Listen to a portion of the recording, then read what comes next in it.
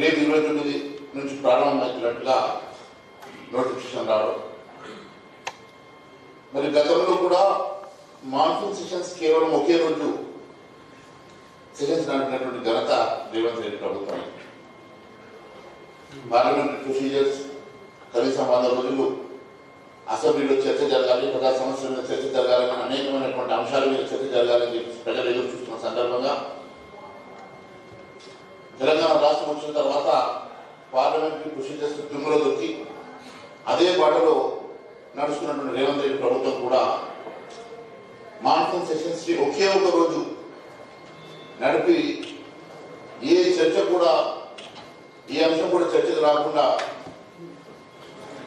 మరి పూర్తిగా parliamentary procedures దుమ్ములో దొరికినటువంటి రేవంత్ రెడ్డి ప్రభుత్వం ఇప్పుడు కూడా శీతాకాల సమావేశం ఎన్ని రోజులు సమావేశపరుస్తారు దాని మీద ఇప్పటివరకు క్లారిటీ లేదు. మరి రేపు బీఎస్సీలో మాట్లాడిన తర్వాత నిర్ణయిస్తాం. గతంలో కూడా బీఎస్సీలో భారతీయ జనతా పార్టీ తరఫున మేము కనీసం ఒక 20 రోజులు సమావేశపరచమని మేము మా డిమాండ్ వారి ముందు పెట్టినా కూడా ఒకే రోజు సమావేశాన్ని చేసి మాన్సూన్ సెషన్స్ పూర్తి చేసేప్పుడు మరి ఈరోజు 29 మొదలుపెట్టి మళ్ళీ 31st ఫస్ట్ హాలిడేస్ అని చెప్పి మళ్ళీ ఒక 2-3 రోజులు కనీసం పెడతారా అనే అనుమానాలు మాకు వస్తూ ఉన్నాయి. మరి అనేకమైనటువంటి అంశాలు ఉన్నాయి. రైతు సమస్యలు ఉన్నాయి, రైతు కూలీ సమస్యలు ఉన్నాయి. ఈరోజు రైతులు అనేక మంది రైతులు ఆత్మహత్య చేసుకున్నటువంటి సందర్భం. మరి రైతులకు ఇస్తామన్నటువంటి రైతు పెట్టుబడి సాయం కింద ఇస్తామన్నటువంటి అంశం కూడా మరి 15,000 రూపాయలు ఇస్తామని 12,000 అది కూడా ఇప్పుడు వరకు ఒక సీజన్ కొట్టారు. ఇప్పుడు వరకు ఇంకో సీజన్ డబ్బులు కూడా వారి అకౌంట్లో పడలేదు, రుణమాఫీ పూర్తిగా జరగలేదు. మరి అనేకమైనటువంటి మొన్నటి ఫ్లడ్స్ లో వచ్చినటువంటి పంట నష్టానికి పరిహారం ఇస్తామని చెప్పేసి కూడా పంట నష్ట పరిహారం ఇవ్వలేదు. 6 గ్యారంటీలకు చట్టబద్ధ ఇస్తామని చెప్పి చట్ట సభలో అసెంబ్లీ సాక్షిగా మాట్లాడిన రేవంత్ రెడ్డి గారు మరి ఇప్పటి వరకు చట్టబద్ధ విషయంలో ఇప్పటి వరకు కూడా అసెంబ్లీలో బిల్ పాస్ చేయలేదు. 420 హామీలు తుంగలు దొక్కారు. ఈ రకంగా ఎన్నో సమస్యలు ఉన్నాయి. ఇప్పుడు యువతకు ఉద్యోగాలు లేవని, మరి వారికి జాబ్ క్యాలెండర్ ఇస్తామని చెప్పి వారికి ప్రతి నెల 4,000 రూపాయల నిరుద్యోగ వృద్ధి ఇస్తామని చెప్పి వారికి ఇప్పటి వరకు కనీసము అంశం మీద చొరవ తీసుకున్నటువంటి ప్రభుత్వం నిరుద్యోగ సమస్య పరిష్కారం చేయలేదు. ఫీ రియంబర్స్మెంట్ కోసం విద్యార్థులు ఈరోజు పడిగప్పు కాస్తా ఉన్నారు.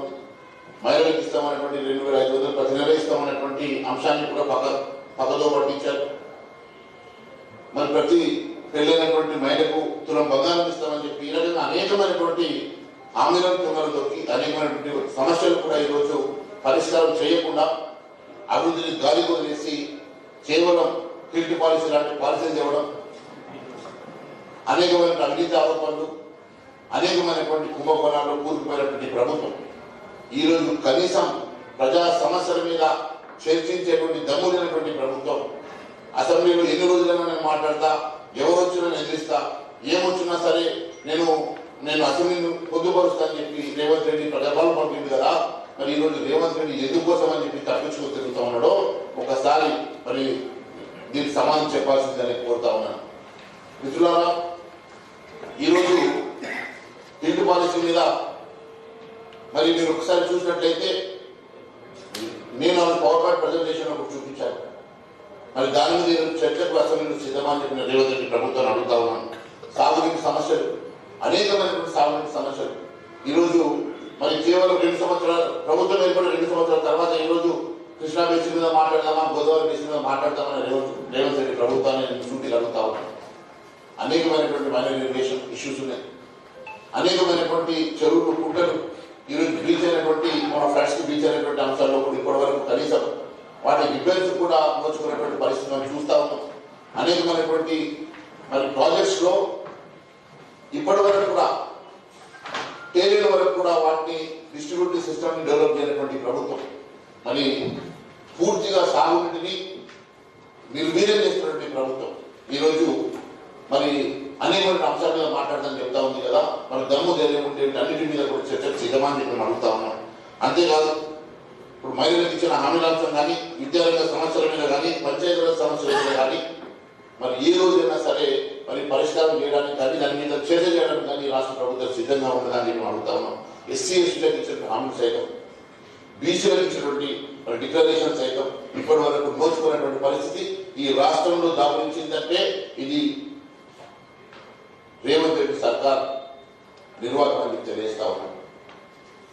మరి ఎస్సీ ఎస్టీలకు బీసీలకు ఇచ్చినటువంటి అనేకమైన హామీలను తొందరలో తొందరగా కాకుండా దాని గురించి చర్చించేటువంటి దమ్ము జరిగినటువంటి ప్రభుత్వం ఈ రోజు కనీసం అసెంబ్లీ సమావేశాన్ని నెల రోజులు పెట్టి ఈ సమస్యల మీద చర్చించే దమ్ము జరిగి రాష్ట్ర ప్రభుత్వం ఉన్నదా అని మేము ప్రశ్నిస్తా ఉన్నాం.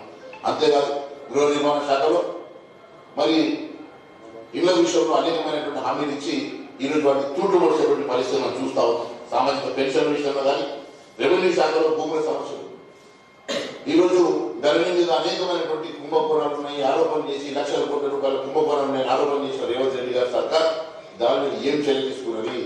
ఈ రోజు కొత్తగా ధరణి పేరులో భూహారతిని భూహారతి తీసుకొచ్చి ఉన్న భూమిని హారతి పట్టించేటువంటి రేవంత్ రెడ్డి సర్కార్ పాత వాటన్నింటినీ కూడా ఒక్క దాని మీద ఇప్పటి వరకు కూడా ఎంక్వైరీ చేసేటువంటి దమ్ము లేదు. కానీ కొత్తగా తీసుకొచ్చినటువంటి స్కీమ్ లో సెటిల్మెంట్ చేసుకోవడానికి మాత్రం వారి సమయం కేటాయిస్తున్నారు తప్ప అసెంబ్లీలో సమస్యల పరిష్కారం కోసం చర్చించేటువంటి కనీస ధైర్యమైనటువంటి ప్రభుత్వం దీనికి సమాధానం చెప్పాలని అడుగుతా ఉన్నాం. విద్యుత్ రంగ సమస్యలు అనేకంగా ఉన్నాయి. ఎక్సైజ్ శాఖలో విపరీతమైన అవినీతి, ఎక్సైజ్ శాఖలో విపరీతమైనటువంటి అవినీతి మీద ఒకవేళ ఇది చర్చించే దమ్ము ధైర్యం ఉందా అని నేను ప్రశ్నిస్తా ఉన్నాను. అంతేకాదు బీసీ సంక్షేమ సమస్యలు ఉన్నాయి. అంతేకాదు వైద్య ఆరోగ్య శాఖలో ఉన్నటువంటి అనేకమైనటువంటి అంశాలు ఇప్పటి వరకు అనేక నియోజకవర్గాల్లో కనీసం మరి 100 పడకల ఆసుపత్రి నిర్మాణం లేక, అక్కడ ఉన్నటువంటి మరి ఆసుపత్రిలో మందులు లేక, మందుల కొరత ఉండి చిన్న చిన్న మరి డిస్పెన్సరీలో కూడా పబ్లిక్ హెల్త్ పూర్తిగా ఈ రోజు ఈ రాష్ట్రంలో నిర్వీర్యమైంది. మరి వాటి మీద కూడా మరి చర్చించేటువంటి దమ్ము జరిగిన రాష్ట్ర ప్రభుత్వానికి ఉన్నదని అడుగుతా ఉన్నాను. ఈ హాస్పిటల్లో కూడా కనీసం మందులు, బీపీ షుగర్ కావాల్సిన మందులు కూడా ఇచ్చే పరిస్థితులు ఈ రాష్ట్ర ప్రభుత్వం లేదు. అనేకమైనటువంటి పేద నిరుపేదలు ఈరోజు ప్రభుత్వ ఆసుపత్రి మీద డిపెండ్ అయినటువంటి వారందరూ కూడా ఈరోజు మరి అనేక సమస్యలు ఎదుర్కొంటా ఉంటే వాటికి అలకేట్ చేసేటువంటి నిధులు లేవని చెప్పేసి రాష్ట్ర ప్రభుత్వం తప్పించుకుంటా ఉన్నది. ఆటో డ్రైవర్ ఆదుకుంటామని చెప్పి ఆటో డ్రైవర్ పూర్తిగా ఈరోజు మోసం చేసినటువంటి ప్రభుత్వం ఆ సమస్య మీద మరి మాట్లాడేటువంటి దమ్ము జరిగిన రాష్ట్ర ప్రభుత్వం ఉన్నదని పడుతా ఉన్నాం. అంతేకాదు ప్రజా దర్బార్ నిర్వహిస్తాం, దానికి బిఆర్ అంబేద్కర్ గారు పెడతామని చెప్పినటువంటి రేవంత్ రెడ్డి గారు ఈ రోజు ఏమైంది మీ ప్రజా దర్బారు? ఎన్ని రోజుల నుంచి ప్రజా దర్బారు నడుపుతున్నారు? ఎన్ని మరి అప్లికేషన్స్ వచ్చినాయి? ఎన్ని అప్లికేషన్ సమస్యలు పరిష్కారం చేశారో మరి దీని మీద వైట్ పేపర్ రిలీజ్ చేయడానికి సిద్ధంగా ఉన్నారని అడుగుతా ఉన్నాను. ఆర్థిక రంగం పూర్తిగా నిర్వీర్యమై అస్తవ్యస్తమై అప్పులు పెరిగి ఈ రాష్ట్ర ప్రభుత్వం పూర్తిగా దివాలా తీసుకుంటే కనీసం దాని మీద నిబంధనమైనటువంటి ఒక నిర్దేశం కానీ ఇప్పటి వరకు ప్రణాళిక కానీ రాష్ట్ర ప్రభుత్వం ఉన్నదా?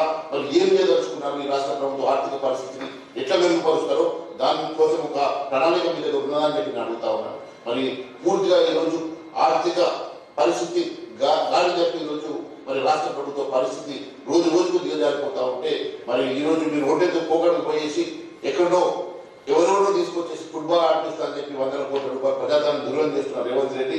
ఎందుకోసం అని చెప్పి హెచ్చులకు పోతా ఉన్నారు, ఎందుకోసం ప్రజాధనాన్ని దుర్వినియోగం చేస్తా ఉన్నారో దీనికి సమాధానం చెప్పాలని చెప్పి కోరుతా ఉన్నాం. ఈరోజు రాజధాని హైదరాబాద్ ఆగమాగం అయిపోతా ఉంది. ఉన్న సిటీని బాగు చేసుకునే పరిస్థితి ఏదో ఫ్యూచర్ సిటీ అంట. ఈ ఫ్యూచర్ సిటీ నీ రియల్ ఎస్టేట్ సిటీ కింద మార్చే ప్రయత్నం చేస్తున్నాం. ఉన్న సిటీని బాగు చేయడం సాధకాదు, ఉన్న సిటీని కనీసం కొంతవరకు మెరుగుపరచుకోవడం సాధకాదు, ఉన్న సిటీని మెయింటైన్ చేయడం సాధకాదు. కానీ ఫ్యూచర్ సిటీ అంటే ఏం సిటీ అర్థమైతలేదు. దాని మీద చర్చించే దమ్ము ధైర్యం మీకు ఉన్నారా రేవంత్ రెడ్డి?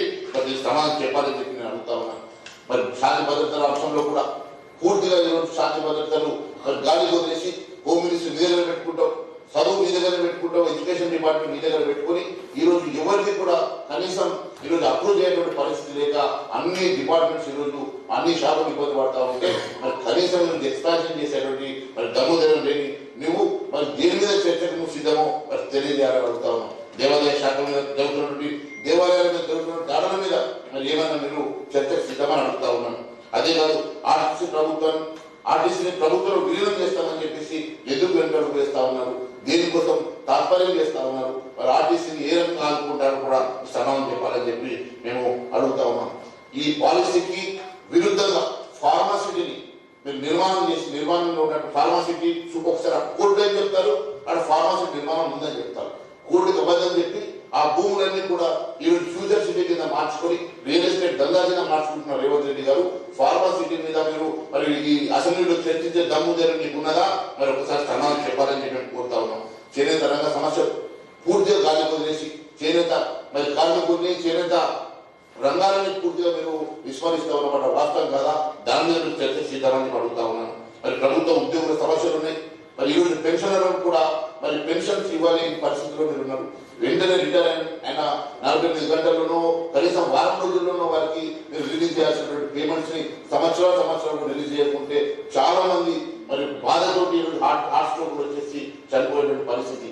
చివరకు రిటైర్ అయినటువంటి ఎంప్లాయీస్ కూడా వదలైనటువంటి దుస్థితి పరిస్థితి రాష్ట్ర ప్రభుత్వం ఉందంటే ఇంతకన్నా ఘోరం ఇంకోటి లేదని చెప్పి నేను తెలియజేస్తా ఉన్నాను. అది బీఆర్ఎస్ ప్రభుత్వంలో జరిగినటువంటి అనేకమైనటువంటి అక్రమాలు అంశాల మీద సమగ్రమైన చర్య తీసుకుంటా వాళ్ళందరినీ కూడా జైలు కటకటాలు పెడతారని చెప్పేసి ప్రగర్భాలు పడుతున్నారు రేవంత్ రెడ్డి. ఇప్పటి వరకు ఎంతమంది మీరు ఎన్ని ఇన్వెస్టిగేషన్ చేయించినావు, ఎన్ని కేసులు బుక్ చేసినావు, ఎంతమంది అరెస్ట్ చేసినావు? అదే అధికారులు నీ ఆఫీస్ లో మరి నీ కింద పనిచేస్తా ఉన్నటువంటి అనేక మంది ఆఫీసర్లను ఈరోజు మరి అదే బ్లాక్ మెయిల్ చేసేసుకొని నువ్వు పనులు చేయించుకుంటున్నావు తప్ప నిజంగా మరి గతంలో జరిగినటువంటి అక్రమాల మీద ఏం చర్యలు తీసుకుంటున్నారో, ఏం చర్యలు తీసుకున్నారో దాని మీద కూడా చర్చకు సిద్ధమా అని చెప్పేసి రేవంత్ రెడ్డి గారిని అడుగుతా ఉన్నాం. మున్సిపాలిటీ సమస్యలు, మంత్రుల మీద అవినీతి ఆరోపణలు, అనేకమైనటువంటి అంశాలు ఈరోజు గాలి వదిలేసి 1-2 రోజులు అసెంబ్లీని నిర్వర్తించి అసెంబ్లీ మరి మామాన్పించేసి ఈరోజు నువ్వు మరి కాలం అంతా కూడా ఏ రకంగా సంపాదన చేసుకోవాలా, ఏ రకంగా అక్రమాలు చేసుకోవాలా, ఏ రకంగా అభివృద్ధి చేసుకోవాలని ఆలోచన తప్ప ఈ రాష్ట్ర ప్రభుత్వానికి ప్రజా సమస్యల పరిష్కారం పట్ల ఏమైనా చిత్తశుద్ధి ఉన్నదా అని భారతీయ జనతా పార్టీ ప్రశ్నిస్తున్నది తెలియజేసుకుంటూ ఈ అవకాశం ఇచ్చిన అందరికీ పేరు పెడతానని తెలియజేస్తాను. అదే మాదిరిగా మిత్రులు గుర్తు చేస్తా ఉన్నారు కోఆపరేటివ్ సొసైటీస్ అంశం లోపల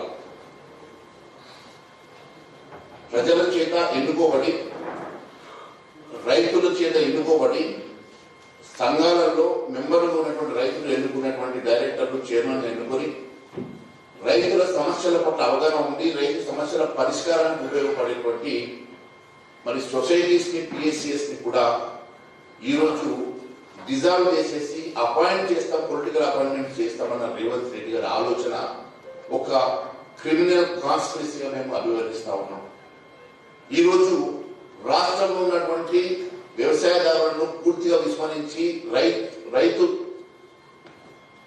ఉన్నటువంటి అనేకమైనటువంటి సమస్యలను పరిష్కరించకుండా, రైతు సమస్యలను పరిష్కారం చేయకుండా మీరు అన్యాయం చేస్తూ మరొక వైపు ఈ రైతులకు ఆగిపట్టైనటువంటి పిఎస్సిఎస్ ని ఈరోజు పొలిటిసైజ్ చేసేటువంటి ఆలోచన ఒక criminal conspiracy Bharatiya Janata party ఎట్టి పరిస్థితుల్లో ఈ అంశం మీద పోరాటం చేస్తే తెలియజేస్తుంది.